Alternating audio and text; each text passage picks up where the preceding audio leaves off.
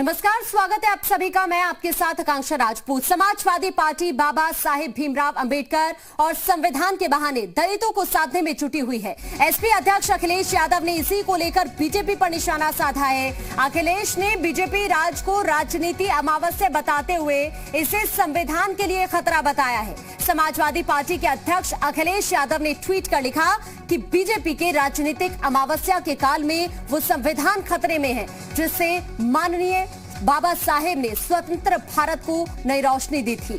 इसीलिए बाबा साहेब डॉक्टर भीमराव अंबेडकर जी की जयंती पर 14 अप्रैल को समाजवादी पार्टी यूपी देश और विदेश में दलित दिवाली के तौर पर मनाने का आह्वान करती है। ये ट्वीट हम आपको दिखा रहे हैं जो एसपी अध्यक्ष अखिलेश यादव की तरफ से किया गया है। दरअसल उन्होंने ट्वीट किया और बीजेपी पर निशाना साधा है।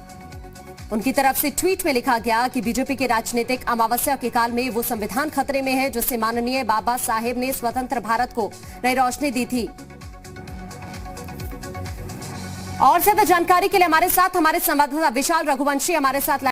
अखिलेश यादव की तरह से जिस तरह से ये ट्वीट किया गया, कहा गया कि बाबा साहेब भीमराव अंबेडकर की जयंती पर 14 अप्रैल को समाजवादी पार्टी यूपी देश और विदेश में दलित दिवाली के तौर पर मनाने का आह्वान करती है। ट्वीट के जरिए उन्होंने ये बात कही।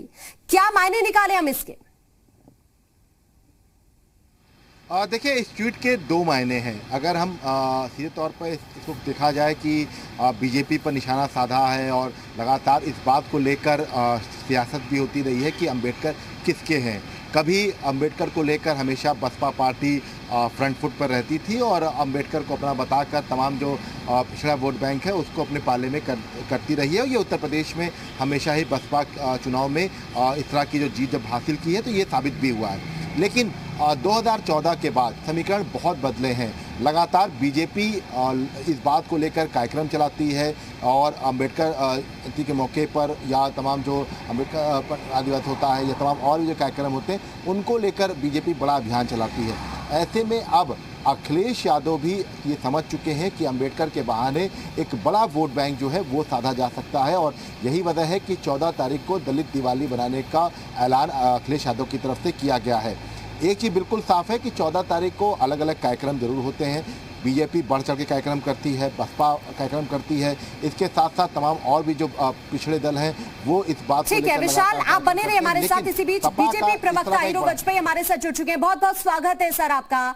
अखिलेश यादव की तरफ से ट्वीट किया गया है और उन्होंने ट्वीट के जरिए कहा कि बाबा साहेब डॉक्टर भीमराव अंबेडकर जी की जयंती पर 14 अप्रैल को समाजवादी पार्टी यूपी देश और विदेश में दलित दिवाली के तौर पर मनाने का आह्वान करती है। सबसे पहले सर आपका रिएक्शन। देखिए, अखिलेश यादव इस समय मूल से भटक गए हैं और लगातार इधर उधर की बातें कर रहे हैं। ना तो उन्हें देश के संविधान की सही तरह से जानकारी है और ना ही संविधान में इस तरह पर्वों को जातियों में बांटने की कहीं इजाजत है। मुझे लगता है कि वो जिस तरह से इस चीजों को कर रहे हैं, मुझे लगता है ये आने वाले चुनाव में उनकी जो हताशा है, जो हार उन्हें प्रतीत हो रही है, उस बौखलाहट में इस तरह की शब्दावली का प्रयोग ट्वीट के माध्यम से कर रहे हैं। सपा जनता में जाने के लायक नहीं रह गई है। जनता के बीच तो उसकी कोई उपस्थिति ना कोविड काल में थी ना अब है, इसलिए वो इस तरह के ट्वीट करके लोगों को भरमाने की कोशिश करते हैं। और मुझे लगता है भ्रम में वही है। लोकतंत्र में जनता बहुत सचेत है।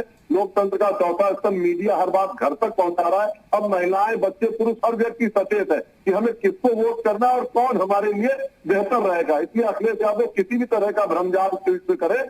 ट्वीट से जनता नहीं चलने वाली, जनता सेवा से चलने वाली है, जनता विकास से चलने वाली है और विकास और सेवा केवल भाजपा कर रही है। इसलिए अखिलेश यादव के सारे ट्वीट अनर्गल है और आज के लोकतंत्र में इनकी कोई उपस्थिति नहीं है। यानी कि जनता बरगलाने वाली नहीं है। इसीलिए हम भी कह रहे हैं कि दलित दिवाली सिर्फ बहाना है या फिर 2022 निशाना है। क्या आप भी इसे ऐसे ही देख रहे हैं? बिल्कुल। देखिए, दलित दिवाली, मुझे लगता है कि हिंदुस्तान में जो भी जातियों का बंटवारा हुआ वो उस समय असमानता के कारण हुआ था कि कुछ लोग पिछड़े थे, कुछ शब्द थे। आज की डेट में जो मोदी जी का मॉडल है, सबका साथ, सबका विकास, सबका विश्वास, मुझे लगता है सभी लोग बराबरी में आकर त्योहारों को इस तरह बांटना कि हम दलित दिवाली मनाएंगे, हम ये फलानी होली मनाएंगे, मुझे लगता है ये गैर जरूरी है, गैर वाजिब है, समाज को बांटने वाला है और समाज अब बंटने वाला नहीं है। देखिए, हिंदुओं को बहुत दिन लोगों ने बांट कर वोट बैंक की राजनीति की अब वो वोट बैंक का नहीं बचने वाला जो विकास की राजनीति करेगा। हमने एक नया वोट बैंक क्रिएट किया जिसका नाम है लाभार्थी। सरकार जिनको लाभ पहुंचाएगी, जनता उसी सरकार को वोट करेगी। हम जनता के बीच में गए, हमने जनता के लाभ की नीतियां बनाई है। अगर जनता हमारे लाभ की नीतियों से समर्थन दे रही है तो आप देखिए 14 हम जीते, 17 उत्तर प्रदेश हम जीते और 19 जीते। हमने एक नया वोट बैंक क्रिएट किया जिसमें जाति नाम की चीज कहीं नहीं रह गई, विकास और सेवा केवल उसका आधार है। तो क्या आप ये कह रहे हैं कि इसके बहाने वो सिर्फ जाति को बांटने की कोशिश करें, लोगों को बांटने की कोशिश करें? नहीं, दरअसल पहले बहुत समय से देखिए बाबा साहब अम्बेडकर के नाम पर कई राजनीतिक दल जातियों की ही पॉलिटिक्स करते रहे। लेकिन देखिए आम व्यक्ति जब नीचे तक सुविधाएं सरकार की पहुंची और लोगों ने जाना कि सरकार का अर्थ होता है विकास करना, सबका विकास करना और सरकार का अर्थ है सेवा करना। आपने देखा इस कोविड काल में पूरे देश में जो 90% आबादी थी उस तक हमने अनाज पहुंचाया है। लोगों को लगा है कि हम सेवा कार्य में रत रहे हैं। ठीक है, आप बने रहिए हमारे साथ। इसी बीच समाजवादी पार्टी से अनुराग भदौरिया हमारे साथ जुड़ चुके हैं। बहुत बहुत स्वागत है सर आपका। देखिए, जिस तरह से अखिलेश यादव की तरफ से ट्वीट किया गया, उन्होंने ट्वीट के जरिए जो दलित दिवाली मनाने का आह्वान किया है, इसके क्या मतलब निकाले सर? नहीं, दोबारा से बोलिए। मैं दरअसल में रैली में हूँ तो जी पूछिए हैं तुम्हें आगे बढ़ो। हाँ, सुधा जी, जिस तरह से अखिलेश यादव की तरफ से ट्वीट किया गया, दलित दिवाली मनाने का आह्वान उनकी तरफ से किया गया है, क्या मतलब निकाले हम? मतलब निकालिए कि देश के अंदर में जो लोग सामाजिक न्याय की नहीं मिल रहा है, हम तो सामाजिक न्याय की लड़ाई लड़ते हैं ना। तो समाज को न्याय दिलाना है ना, समाज के न्याय, सामाजिक न्याय की लड़ाई है ये। और सामाजिक न्याय में हमें बाबा साहब अम्बेडकर का, अगर आपको याद हो संविधान, तो समाज में जो लोग पीछे रह गए हैं उनको भी तो आगे लाना है ना। कुछ लोग तुमके घर में खाना नहीं खाना चाहते हैं, कुछ लोग तुमका छुआ पानी नहीं पीना चाहते हैं, कुछ लोग तो उनकी खाद को भी नहीं इस्तेमाल करना चाहते हैं, कुछ लोग उनके घर में रुकना भी नहीं चाहते हैं। इस देश में ऐसे भी तो लोग हैं ना। तो उन्हें पता चलना चाहिए कि देश में हम सब एक हैं और समाज के न्याय की लड़ाई है। लेकिन अभी हीरो वाजपेयी हमारे साथ जुड़े हुए हैं, बीजेपी प्रवक्ता, वो कह रहे हैं कि आप जातिगत तौर पर लोगों को बांटने का काम कर रहे हैं, क्या ऐसा है क्या? देखिए, अब वो हीरो हैं, हम हीरो नहीं हैं, हम जनता के हीरो हैं। हम जनता के साथ खड़े हैं और जनता की बात करते हैं। भारतीय जनता पार्टी के चक्कर में अगर आप कोई पड़ेगा तो देश का नुकसान होगा। इसलिए वो क्या कहते हैं नहीं कहते हैं, अगर आज दलित का सम्मान करना, पिछड़ों का सम्मान करना बांटना कहते हैं क्या? इसके मतलब उनको देश का संविधान नहीं पता है। तो एक कॉपी उनको देश के संविधान की बाबा साहब की भेज दीजिए, तो हीरो जी पढ़ लेंगे और अपने बड़े नेताओं को भी दे देंगे जो उनके बड़े नेता हैं, तो शायद उनको पता चल जाएगा क्या है। हीरो वाजपेयी जी, अनुराग जी कह रहे हैं कि हम जनता को साथ लेकर चलते हैं, बांटने का काम नहीं कर रहे हैं, जनता के विकास के लिए काम कर रहे हैं। वो भाग गए हीरो, इसलिए कहते हैं जमीन पे रहने पड़ता है लोगों के साथ। वो निकल लिए। देखो, हीरो वाजपेयी जुड़े हुए हमारे साथ, आपको आवाज मिल पा रही है सर? अरे आवाज बंद हो गई आपकी, उनके कान में नहीं जाएगी। उनको बात कीजिए जाति धर्म की, समझ में आ जाएगी। अनुराग जी, आप जरा सुन लीजिए। हीरो वाजपेयी जी, आपको आवाज मिल पा रही है? शायद संपर्क कट गया है। लेकिन अनुराग जी, इसको दरअसल 2022 के विधानसभा चुनाव से जोड़कर देखा जा रहा है, बीजेपी भी सवाल यही उठा रही है। बीजेपी को तो देखो सवाल उठाना आता है, वो विपक्ष की भूमिका में है, सत्ता की भूमिका में नहीं है। जिस दिन वो सत्ता की भूमिका में आएगी तो पता चलेगा। उसकी जिम्मेदारी से भागती है। उसको सत्ता जनता ने दी थी, जनता की बेरोजगारी दूर करने के लिए, महंगाई कम करने के लिए, महिलाओं के सम्मान के, दलित पिछड़े वर्ग लोगों के काम करने के लिए। ठीक है, उन्होंने किया नहीं तो भाग रही है वो। अब जो बीजेपी को यही नहीं पता सत्ता में है कि नहीं है, तो क्या इसकी समस्या का समाधान करेगी? ठीक है अनुराग जी, शुक्रिया आपका हमारे साथ जुड़ने के लिए। हीरो वाजपेयी जी, शुक्रिया आपका हमारे साथ जुड़ने के लिए। विशाल, हमारे संवाददाता लगातार हमारे साथ बने हुए हैं। विशाल, अभी हम दोनों ही प्रवक्ताओं को सुन रहे थे। समाजवादी पार्टी की बात की जाए तो जब अनुराग को हम सुन रहे थे तो वो यही कह रहे थे कि दरअसल हम जातिगत तौर पर लोगों को नहीं बांट रहे हैं, हम सबको साथ लेकर चल रहे हैं।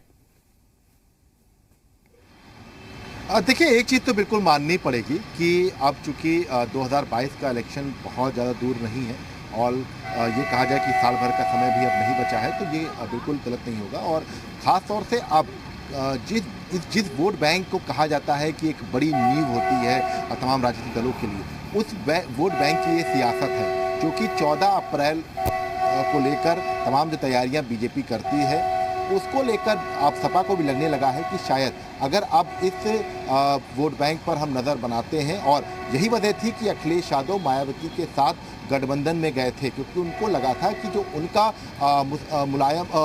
मुस्लिम और यादव का जो गठजोड़ है वो अगर पिछड़े गठजोड़ के साथ मिलता है तो बहुत फ़ायदा हो जाएगा। लेकिन वो वोट ट्रांसफ़र नहीं करा पाए थे, इसका खामियाजा भी उनको भुगतना पड़ा था। लेकिन अब जो समीकरण दिखाई पड़ रहा है उसमें एक चीज़ तो बिल्कुल साफ है कि अखिलेश यादव को भी ये समझ में आ चुका है कि इस अम्बेडकर जो 14 तारीख को जो कार्यक्रम पूरा किया जा रहा है, दलित दिवाली मनाई जा रही है, अम्बेडकर के बहाने जो वोट बैंक की सियासत की जा रही है, उसको अगर साध लिए तो ये उनके लिए बड़ा फ़ायदेमंद होगा 2022 के विधानसभा चुनाव के लिए। और एक चीज़ बहुत आपको इम्पोर्टेंट बात बता दूं मैं आपको कि बसपा के भी जो पुराने जो कोर नेता थे उनको भी सपा ज्वाइन कराई गई थी, और आप देखिए लगातार जो बसपा के खेमे कई लोग थे उन्होंने सपा ज्वाइन भी कराई थी, और मायावती ने इस बात को लेकर नाराज़गी भी जाहिर की थी। मतलब साफ है कि कहीं ना कहीं से जो एक नया एक्सपेरिमेंट है वो सपा करना चाहती है अब अकेले। इससे पहले कोशिश जरूर बसपा के साथ की गई थी, लेकिन हकीकत में वो वोट ट्रांसफ़र नहीं हो पाए थे। ऐसे में अब सपा खुद से इस पूरे वोट बैंक पर काबिज होना चाहती है, और शायद यही वजह है कि दलित दिवाली बनाकर एक तीर से दो निशाने कर रहे हैं। एक तो इस वोट बैंक को साधा जाएगा, दूसरी तरफ जो वोट बैंक भाजपा ने बिल्कुल कैप्चर कर लिया है उत्तर प्रदेश में। कभी बसपा का ये थिंक वोट बैंक माना जाता था, लेकिन अब भाजपा ने जो कैप्चर कर लिया है इस पर कहीं ना कहीं से अपनी जो छाप है वो छोड़ दें, जिसका फायदा 2022 के विधानसभा चुनाव में भी मिले। और अगर हम उत्तर प्रदेश की बात करते हैं तो अखिलेश यादव को ये पता है कि उनके पास चाहे यादव बैंक हो चाहे मुसलमान वोट बैंक हो, ये उनके पास रहता है, लेकिन जो वोट बैंक नहीं होता है वो होता है पिछड़ा। तो अगर उस पर जो नज़र लगाई है और ये दलित दिवाली मनाते हैं, और इसके ये कहा जा सकता है कि जो निहार्थ होंगे बहुत दूर। बिल्कुल कोशिश यही है, और इसीलिए हम कह रहे हैं कि दलित दिवाली बहाना है या फिर 2022 निशाना है। शुक्रिया विशाल आपका तमाम जानकारी पहुंचाने के लिए। एक छोटे से ब्रेक के लिए रुकना है, जल्द हाजिर होते हैं।